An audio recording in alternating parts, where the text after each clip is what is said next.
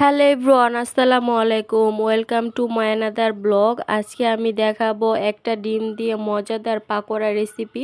এখন যেহেতু রমজান মাস, তো আপনারা এই রেসিপিটি ইফতারি হিসাবে ব্যবহার করতে পারেন অথবা বিকালে নাস্তার মধ্যে ট্রাই করতে পারেন। তো চলুন ভিডিওটি শুরু করা যাক। প্রথমে আমি একটা বাঁধাকপি 4 ভাগের 1 ভাগ ভালো করে কুচি করে নেই, তারপর ধুয়ে পরিষ্কার করে নেই। এখানে আমি অনেক কুচি করে কেটে নিয়েছি, আপনারা চেষ্টা করবেন একটু মিহি করে কুচি করে নিতে, তাতে পাকোড়া টেস্টটা খুব ভালো আসে।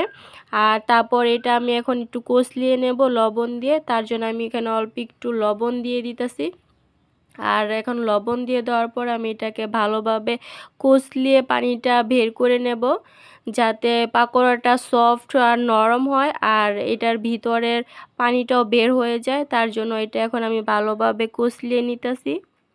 তো দেখতে পারতেছেন এখন কিন্তু অনেকটাই পানি বের হয়ে আইতেছে আস্তে আস্তে। তো আমি কিন্তু অনেকটাই কষলিয়ে পানি বের করে নিছি, দেখতে পারতেছেন অনেকটা পানি বের হয়ে আসছে।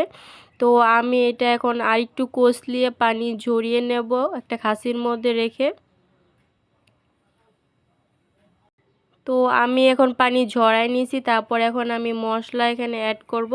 তো প্রথমে আমি দিয়ে দিতেছি 1 কাপ পরিমাণ পেঁয়াজ কুচি, তারপর 1 টেবিল চামচ কাঁচামরিচ, তারপর এখন দিয়ে দিতেছি 1 চা চামচ হলুদের গুঁড়া আর 1 টেবিল চামচ মরিচের গুঁড়া। ঝালটা আপনারা আপনাদের পরিমাণ মতো দেবেন।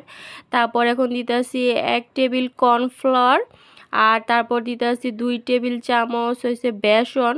এখানে আপনি বেসনের পরিবর্তে ময়দাও ইউজ করতে পারেন বা চালের গুঁড়াও ইউজ করতে পারেন। তো তারপর আমি দিয়ে দিতেছি একটা ডিম। আর এখন আমি সবগুলো উপকরণ ভালোভাবে মেখে নেব। এখানে এক্সট্রা কোনো পানি দেওয়ার প্রয়োজন নেই। তো আমি ভালোভাবে মেখে নিতেছি। এখন আমি দিয়ে দেব ধনেপাতা কুচি। আপনারা ধনেপাতাটা দেওয়ার চেষ্টা করবেন, তাতে পাকোড়া টেস্টটা খুব ভালো আসে। তারপর আমি আবারও একটু ভালোভাবে মিক্স করে নিতেছি। আর ভালোভাবে মাখানো না হলে কিন্তু পাকোড়া টেস্টটা ভালো আসে না। তো দেখতে পারতেছেন আমার মাখানো কিন্তু অনেকটা হয়ে আসছে। আর এখানে কিন্তু আমি একটুও পানি দেই নাই, এটা এভাবেই মাখাইতে হইব। আমার মাখানো হয়ে আসছে, এটা এখন আমি ভেজে নেব তেলের মধ্যে। তার জন্য আমি একটা ফ্রাই প্যানে অনেকটা পরিমাণ তেল দিয়ে দিতেছি। আর এই পাকোড়াটা একটু ডুবো তেলে ভাজলে বেশি ভালো হয়, তার জন্য আমি অনেকটা পরিমাণ তেল দিয়ে দিলাম। আর তেলটা একটু গরম হওয়ার পরে আমি পাকোড়া সাইজ করে বড়াগুলা দিয়ে দিতেছি। তারপর আমি একটা একটা করে সবগুলা দিয়ে দিতেছি। পাকোড়াগুলো দেওয়ার পরে এখন আমি এটা ভেজে নেব। আর এই পর্যায়ে চুলার আঁচটা একদম মিডিয়াম টু লো হিটে রাখতে হইব। হাই করে দিলে পাকোড়াগুলো উপর দিয়ে একদম পুড়ে যাব আর ভিতরে কাঁচা কাঁচা থাকবো। তো আমার পাকোড়াগুলো এক সাইড ভাজা হয়ে গেছে, এখন আমি উল্টাই দিতেছি। এক সাইড ভাজার পর এখন আমি উল্টিয়ে অন্য সাইডটিও ভালোভাবে ভেজে নিতেছি।